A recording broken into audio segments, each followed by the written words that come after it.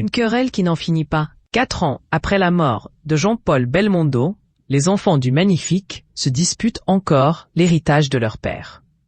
Le vent n'a pas cessé de souffler sur les braises. Les filles de l'acteur, Florence et Stella, accusent leur frère Paul d'avoir détourné la coquette somme de 100 millions d'euros de leur héritage. Par testament, le patriarche a pourtant bel et bien légué à son fils une somptueuse villa située à Antigua. L'héritage comprend également d'autres biens immobiliers sur ce même bout de terre en plein milieu des Caraïbes. Une source proche confirme à Closer, à Antigua, Belmondo possédait la moitié de l'île. De leur côté, Florence et Stella affirment n'avoir jamais eu vent de l'ampleur du patrimoine immobilier de leur papa.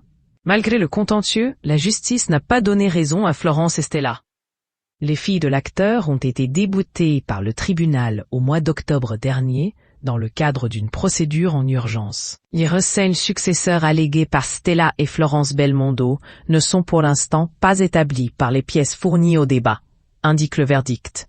La décision judiciaire en leur défaveur n'a pas eu raison de leur détermination. Selon les informations recueillies par Closer, les deux femmes songeraient à prendre une décision radicale. Dans un premier temps, Paul Belmondo se serait vu proposer de leur part une négociation à l'amiable. L'ex-pilote automobile n'aurait pas répondu favorablement à la requête de ses sœurs. Paul Belmondo n'a qu'une et seule unique conviction. Le litige doit être réglé au tribunal. Celui-ci se sait en position de force. Pour cause, le testament de son père a été dressé dans un cabinet de notaire en 2018, 3 ans avant la mort de leur père. Florence et Stella n'ont plus qu'un seul recours, plaider en faveur de l'annulation du testament. Pour cela, il leur faudra prouver l'altération mentale de l'acteur lors de la signature du document. À cet effet, les sœurs de Paul Belmondo devront recueillir des rapports d'expertise médicale à fournir à la justice, en plus de témoignages attestant de la dégradation de l'état de santé de leur père au moment où celui-ci a rédigé son testament.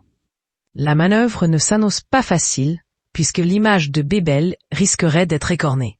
D'après Closer, Stella et Florence Belmondo auraient donc demandé au notaire d'éclaircir les conditions dans lesquelles l'acte a été rédigé. Ce dernier se serait opposé à leur demande. Comment acheter Closer? Votre magazine est en vente à partir du vendredi 2 mai chez votre marchand de journaux, sur Android, iPad et sur Kiosque Mag.